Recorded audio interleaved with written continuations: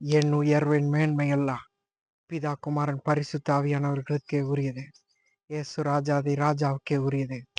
யூத கோத்திரத்து சிங்கத்துக்கே உரியது. இன்னைக்கு இயேசு என்னும் இரட்சகர் நமக்காக பிறந்த நாள். இவர் பிறக்கிறதுக்கு முன்னாடி பரலோகத்துல என்ன நடந்துச்சு? அவர் சிலுவை மரணத்தை நிறைவேற்றுறதுக்கு நான் தான்ப்பா போய் ஆகணும், நான் தான் இதை செஞ்சாகணும் அப்படின்னு இதுக்கெல்லாம் ப்ரிப்பேர் பண்ணிக்கிட்டு இருக்காங்க. அவர் வரப்போறாரு பூமிக்கு. அவர் பிறக்கிறதுக்கு முன்னாடி மிருகங்கள் அவரை சுத்தி, அவர் சிங்காசனத்தை சுத்தி 4 ஜீவன்கள், ஒன்று கழுகு முகம், ஒன்று மனுஷ முகம், ஒன்று சிங்க முகம், இன்னொன்று காளையோட முகம், அத்தனையும் வெளிப்படுத்துதல் 4:8 அவரை சுத்தி உட்கார்ந்து இருந்தவரும் இருக்கிறவரும் வருகிறவருமாகிய சர்வ வல்லமையுள்ள தேவனாகிய கர்த்தர் பரிசுத்தர் பரிசுத்தர் பரிசுத்தர்னு இரவும் பகலும் ஓயாம அவரை துதிச்சுக்கிட்டே இருக்கும். அப்பேற்பட்ட தேவாதி தேவன், அத்தனை தூதர்களும் அவரை துதிப்பாங்க, பாடுவாங்க. அவர் புகழை போற்றி புகழ்ந்து அவரை எப்ப பார்த்தாலும் துதிச்சுக்கிட்டே தான் இருப்பாங்க பரலோகத்துல. அந்த இடத்துல அப்பேற்பட்ட மேன்மையில மகிமையில இருக்கிறவரு இந்த மாதிரி ஒரு விஷயத்துக்கு வரப்போறேன் அப்படின்னு சொன்ன உடனே எல்லாரும் ஸ்டாப் பண்றாங்க. மொத்த பரலோகமும் அவரை ஸ்டாப் பண்ணுது. நீங்க இந்த மாதிரி விஷயத்துக்கு போக வேணாம் ஐயா, நாங்க இருக்கோம், தூதர்கள் நாங்க இருக்கோம், நாங்க வேணா போறோம், எங்களை யாரையாவது அனுப்புங்க அப்படின்னு. அதெல்லாம் மீறி தாண்டி அவர் பூமியில பறக்கிறாரு. நமக்காக, உங்களுக்காக, எனக்காக, பூமியில இருக்கிற அத்தனை பேருக்காக, அத்தனை ஜீவராசிக்காக, உயிர் உள்ள அத்தனைக்காகவும் அவர் பிறக்கிறாரு. அடுத்து பூமியில பிறந்ததுக்கு அப்புறம் வனாந்தரத்துல மார்க்கு 1:13 நீங்க பாத்தீங்கன்னா, மிருகங்கள், தேவ தூதர்கள் அவரை கேட்குறாங்க. அவர் வனாந்தரத்துல 40 நாள் இருந்து பிசாசினால் சோதிக்கப்பட்டு காட்டு மிருகங்களோட சஞ்சரித்து கொண்டிருந்தார். தேவ தூதர்கள் அவருக்கு ஊழியம் செஞ்சார்கள். இந்த இடத்துல மிருகங்களும் தூதர்களும் அவரோட இருந்ததுக்கு பைபிள்ல வசனம் ஆதாரமே இருக்கு. அதுங்கெல்லாம் சொல்லுதான், ஐயா நீங்க சிலுவை மரணத்துக்கெல்லாம் போக வேண்டாம், உங்களை அடிச்சு கொன்னாலும் உயிர் திரும்ப வந்தாலும் உங்களை இதான் சான்ஸ்ன்னு வச்சு அசிங்கப்படுத்துவாங்க, நிந்திப்பாங்க, கேவலப்படுத்துவாங்க. அதனால இதெல்லாம் உங்களுக்கு நடக்கக்கூடாது, எங்களில் எத்தனை பேரை வேணாலும் பலி கொடுத்துக்கிறட்டும் அப்படின்னு மிருகங்கள் கேட்டுச்சான். இது வெளிப்பாடு, இது பைபிள்ல கிடையாது. மிருகங்களும் தேவ தூதர்களும் அவர் கூட இருந்ததுக்கு ப்ரூஃப் தான் பைபிள்ல இருக்கு, மார்க் 1:13. ஆனா இதை பேசுனதுக்கெல்லாம் ப்ரூஃப் இல்லை.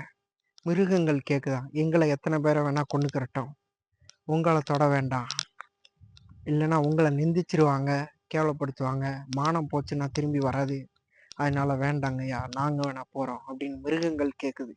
தேவ தூதர்கள் படைகள் அத்தனை பேரும் நாங்க இருக்கோம் ஐயா, நாங்க போறோம், இந்த மாதிரி விஷயத்துக்கு நீங்க போக வேண்டாம் ஐயா, உங்களெல்லாம் எவனும் தொடக்கூடாது, இது எங்களுக்கு பிடிக்கல, எங்களில் எத்தனை பேரை வேணாலும் அனுப்புங்க, யாரை வேணாலும் அனுப்புங்க, நீங்க இந்த மாதிரி விஷயத்துக்கு போக வேண்டாம்னு தூதர்கள் ஒரு பக்கம் சொல்றாங்க. இதெல்லாம் தாண்டி ஆதாம் அவனும் கேட்குறான், ரெக்வஸ்ட் பண்றான். ஆதாம் இருந்ததுக்கு ப்ரூஃப் இல்லை, ஆதாமும் கேட்குறான், இது என்னால தான் ஐயா நடந்துச்சு, நான் தான் இதுக்கெல்லாம் காரணம், நான் தான் பழத்தை சாப்பிட்டேன், அதனால நான் வேணா போய் இதை வேணா நிறைவேற்றுறேன்னு. உங்களுக்கு ஏன் இந்த சிரமம், உங்களுக்கு ஏன் இத்தனை பாடுகள், பிரச்சனைகள், போராட்டம், வேண்டாம் ஐயா அப்படின்னு எல்லாம் ரெக்வஸ்ட் பண்ணுதுங்க.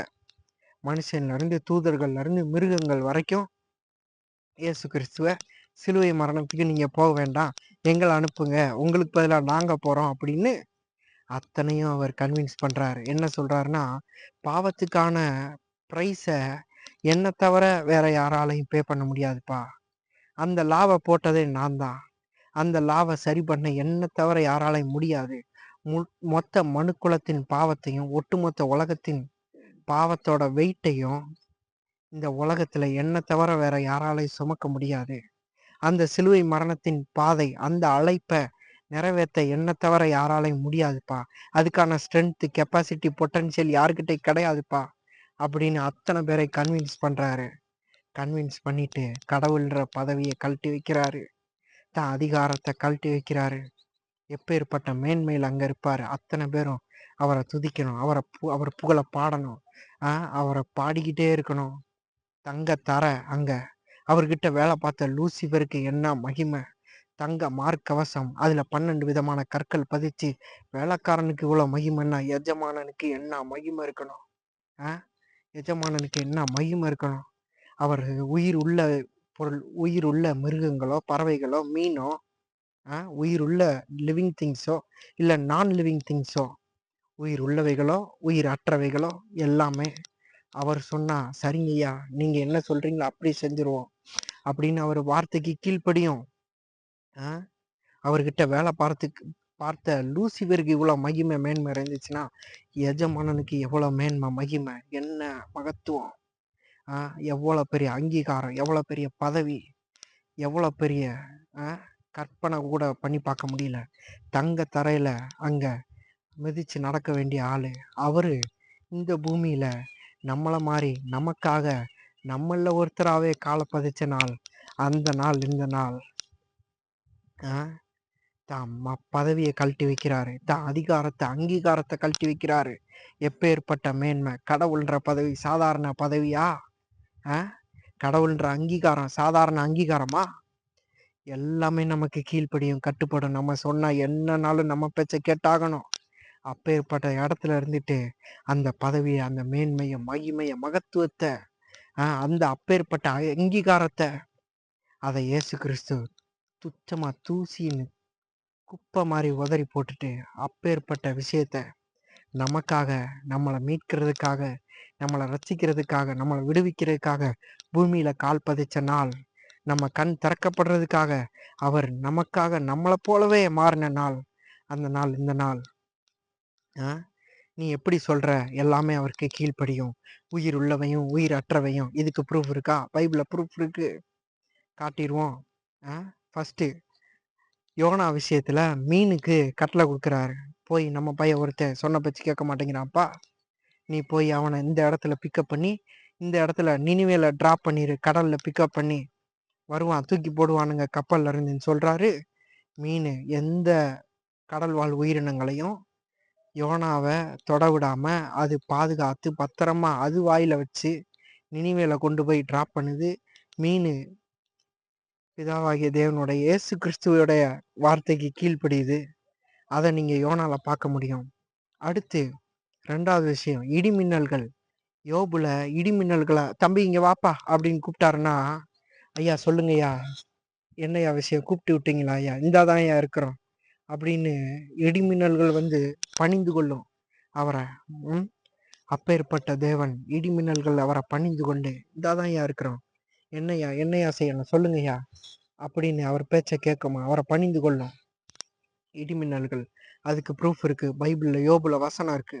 அடுத்து 3வது பார்த்தீங்கன்னா, இயேசு கிறிஸ்து சீஷர்களோட படகுல போயிட்டு இருக்காரு கடல்ல. அவர் கீழ்த்தட்டுல தூங்கிட்டு இருக்காரு. மேல சீஷர்கள் எல்லாரும் இருக்கிறாங்க. கொஞ்ச நேரம் தூங்கிட்டு இருக்காரு. காற்றும் கடலும் கொந்தளிக்குது, பயங்கரமா அலைகள் மோதுது. ஆமா, அவங்க போயிட்டு இருக்க படகா கப்பலா ஏதோ ஒண்ணு.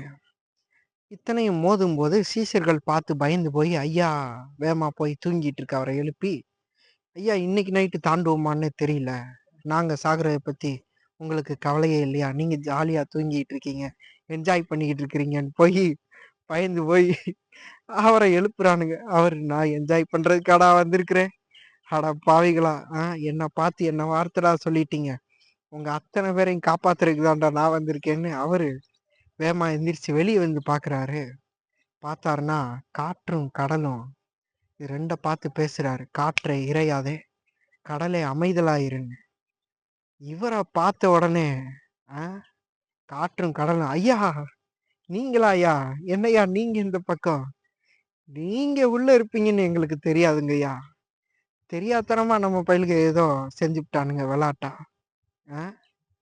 நீங்க உள்ள இருப்பீங்கன்னு தெரிஞ்சா மலைக்கு கூட இந்த பக்கம் ஒதுங்கி இருக்க மாட்டோம் ஐயா, அதுகளுக்கு வாய் இருந்தா இப்படிதான் பேசியிருக்கோம். ஆமா, நம்பலாமாப்பா, என்ன கொஞ்ச நேரம் தூங்கிட்டு இருந்தேன், நம்ம பயில்கள்கிட்ட சவுண்டை கொடுத்தீங்களாமே, அப்படியா ஐயா, நீங்க இருப்பீங்கன்னு தெரியாதுங்கய்யா, தெரியாம நடந்து போச்சு, ஒரு தடவை மன்னிச்சு விட்டுருங்க ஐயா, அப்படியா நம்பலாமா, ஆமாங்கய்யா, நாங்களே கொண்டு போய் கூட டிராப் பண்ணிடுறோம், கரையில அடிக்கிற காத்து கூட அடிக்காதுங்கய்யா, கரையில என்ன அலை அடிக்குமோ அது கூட அடிக்காது. நம்பலாமா? போய் தூங்கலாமா நானு? 1000% கேரண்டி அப்படின்னு சொல்லிட்டு காற்றும், கடலும் இயேசு ராஜாதி ராஜாவுக்கு கீழ்ப்படியுது. உயிரே கிடையாதுங்க. காத்துக்கிட்ட நீங்க பேச முடியுமா? நான் பேச முடியுமா? நான் கீழ்ப்படுத்த முடியுமா? சம்பளம் குடுத்து வேலைக்கு வைக்கிறவனுங்களே நமக்கு கீழ்ப்படிய மாட்டேங்கிறானுங்க. நம்ம சொன்னத கேட்க மாட்டேங்கிறானுங்க. சரின்னு ஆ நம்ம சொல்ற வேலைய செய்ய மாட்டேங்கிறானுங்க. திரும்பி பேசுறானுங்க, பதில் பேசுறானுங்க, எதிர்த்து பேசுறானுங்க. இத்தன வேலை செய்றானுங்க. உங்க கீழ வேலை பார்க்குற மனிதர்களே இயேசு கிறிஸ்துவுக்கு காற்றும், கடலும் கீழ்ப்படியுது. அத நீங்க பைபிள்ல பார்க்க முடியும். 4வதா அசுத்தாவி. அசுத்தாவி பிடிச்ச ஒருத்தன விடுவிக்கிறதுக்காக அவர் போறாரு. அவர் நடந்து வரும்போது அவர பார்த்த உடனே, "தாவீதின் குமாரனே, உமக்கும் எனக்கும் என்ன? காலத்துக்கு முன்னாடி எங்கள துன்பப்படுத்த வந்தீரோ?" அப்படின்னு சொல்லிட்டு போய் அவர பணிந்து கொண்டு, "பன்னிகளுக்குள்ள போகும்படி எனக்கு கட்டளை குடுங்க." அப்படின்னு அது ரெக்வெஸ்ட் பண்ணி கேட்குது. "என்ன விட்டுருங்க. நான் இவன விட்டு போயிர்றேன். அந்த பன்னிக்குள்ள போயிர்றேன்." 2000 பன்னி. ஒரே ஒருத்தனுக்குள்ள லேகியோன்ற அசுத்தாவி இருக்கு. 2000 பன்னிய கொல்லக்கூடிய அளவு வல்லமை உள்ளது. 2000 பன்னி அங்க மேய்ச்சுக்கிட்டு இருக்கிறான். அதுக்குள்ள போறதுக்கு ஆர்டர் குடுங்கய்யா. "சரி போ" அப்படின்னு சொல்றாரு. 2000 பன்னிக்குள்ளயும் போயி 2000 பன்னியும் கடல்ல தள்ளிருச்சு. ஒரே ஒருத்தனோட உயிர, ஒருத்தன் ஆத்துமாவ காப்பாத்துறதுக்காக, அசுத்தாவி பிடிச்ச ஒருத்தன விடுவிக்கிறதுக்காக 2000 பன்னிய அவரு விலையா குடுத்திருக்கிறார். 2000 பன்னியோட உசுர அவரு அசுத்தாவிக்கு குடுத்து அவன மீட்டிருக்கிறாரு. அவன ரட்சித்திருக்கிறாரு, விடுவிச்சிருக்கிறாரு. இந்த விஷயத்துலலாம் நீங்க பார்க்க முடியும். இயற்கை, விலங்குகள், மனிதர்கள், பறவைகள், ஊரும் பிராணிகள், மரங்கள், செடிகள், கொடிகள் எல்லாமாம் சுவாசமுள்ள யாவும் கர்த்தரை துதிப்பதாகன்னு சங்கீதக்காரன் சொல்றான். சங்கீதம் 156ல சுவாசமுள்ள யாவும் எதுக்கெல்லாம் மூச்சை இழுத்து விட முடியுமோ அத்தனையும் அவரை துதிக்கட்டும். அவரை துதிப்பதாகன்னு அவரை துதிக்கணும்னு அர்த்தம். மீன்ல இருந்து ஊரும் பிராணிகள், பறவைகள், மயிலு, குயிலு, காக்கா, கொக்கு, ஆ குருவி, கழுகுல இருந்து நடமாடும் உயிரினங்கள், விலங்குகள், ஊரும் பிராணிகள், பறவைகள், தண்ணிக்குள்ள நீங்க போட்டு தொட்டில வளர்க்குற மீன்ல இருந்து கடல்ல இருக்கிற பெரிய பெரிய திமிங்கலங்கள், சுறா மீன்கள் வரைக்கும், டிராகன்ல இருந்து அத்தனையும் அவர் சொன்ன அவர் வார்த்தைக்கு கீழ்ப்படியும். அவருக்கு கட்டுப்படும். அப்பேற்பட்ட மகிமையான தேவன், சகலத்தையும் சிருஷ்டித்த ராஜாதி ராஜா, சூரியன், சந்திரன், நட்சத்திரங்கள், ஆகாய மண்டலம், ஆகாய விரிவு, வானங்கள், மொத்த பூமி, மொத்த கேலக்சியுமே படைச்சது அவர்தான். அவர் நமக்காக இறங்கி வந்த நாள், அந்த நாள், இந்த நாள். உங்க வீட்ல கலெக்டர் வேலையில சில பேர் இருப்பாங்க. எல்லாரும் இருக்க மாட்டாங்க. ஒருவேளை இருக்கலாம். ஐஏஎஸ்ஸா இருக்கலாம், ஐபிஎஸ்ஸா இருக்கலாம். சாதாரண கவர்மெண்ட் வேலையில உங்க வீட்ல யாராவது வேலை பார்க்கலாம். சென்ட்ரல் கவர்மெண்ட்டோ, ஸ்டேட் கவர்மெண்ட்டோ ஏதாவது ஒரு இடத்துல உங்க வீட்ல ஏன் நீங்களே அந்த வேலை பார்க்கலாம். உங்க பதவியோட பவரை காட்டாம ஒரு 10 நாள் உங்களால இருக்க முடியுமா? ஒரு அவ்வளவு ஏன் 10 நாள் ஏன் 10 மணி நேரம் இருக்க முடியுமா? 10 மணி நேரம் ஏன் 10 நிமிஷம் கூட உங்களால இருக்க முடியாது. 10 நொடி கூட இருக்க முடியாது.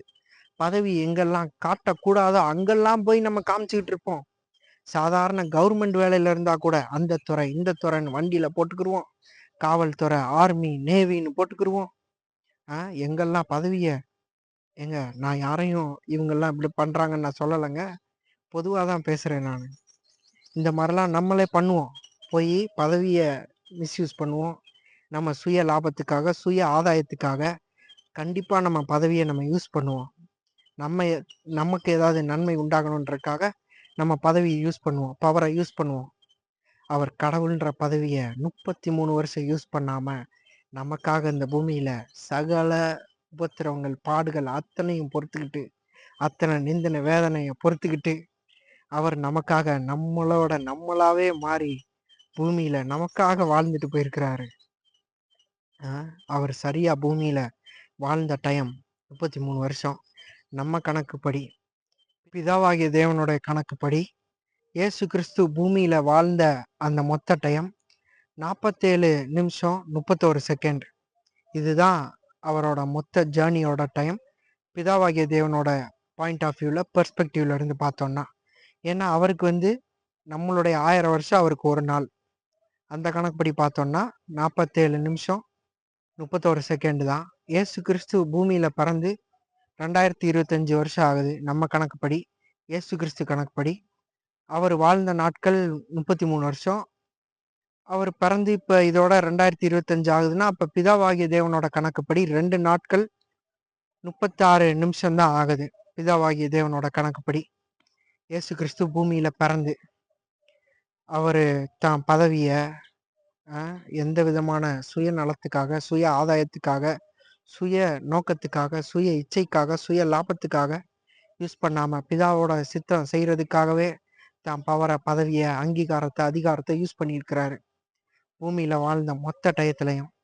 அவரு அதெல்லாம் மிஸ்யூஸ் பண்ணதா யாராலயும் எந்த இடத்துலயும் காட்ட முடியாது.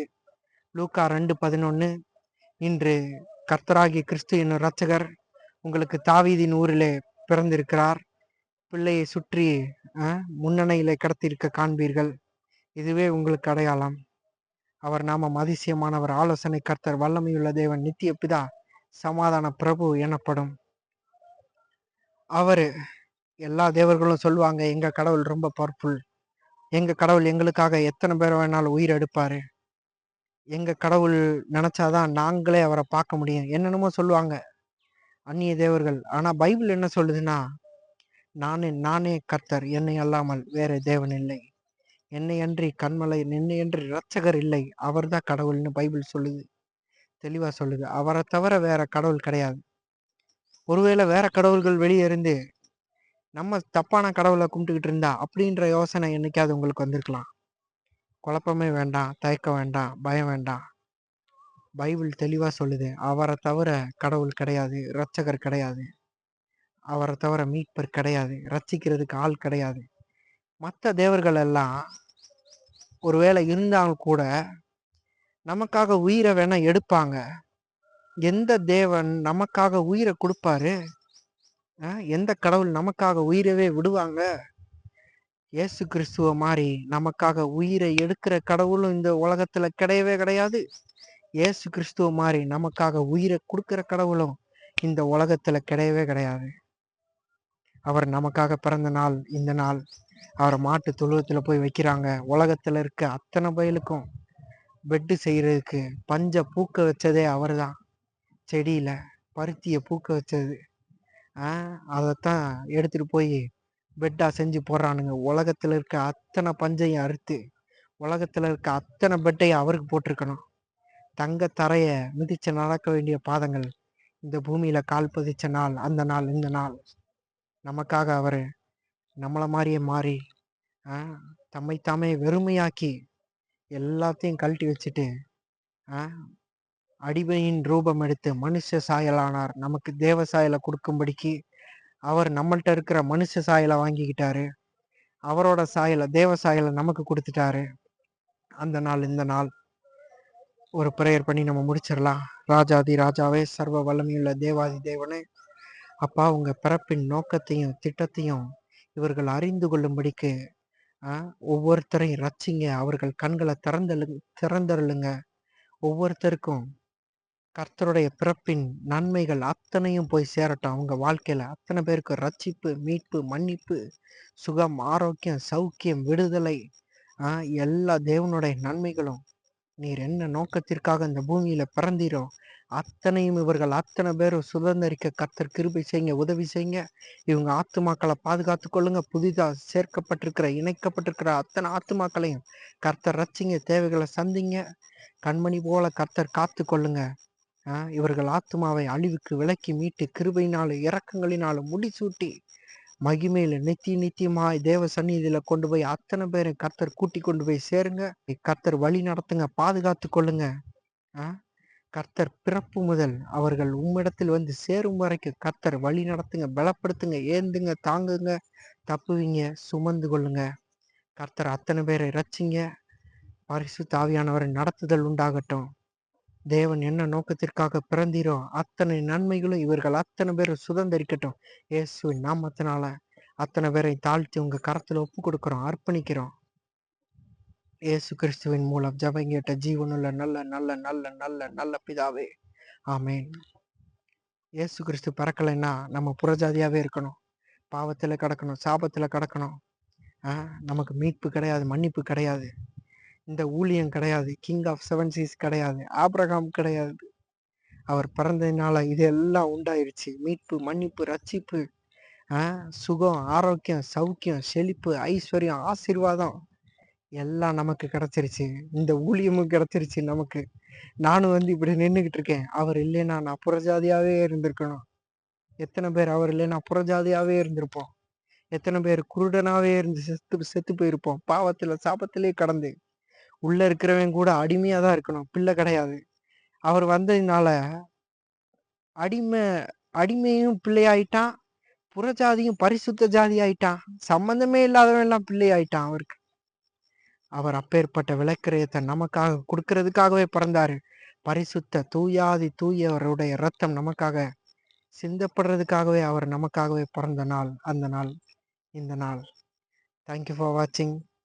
Advance happy new year. Wish you all a merry merry Christmas, happy Christmas. Thank you for வாட்சிங். God bless you all.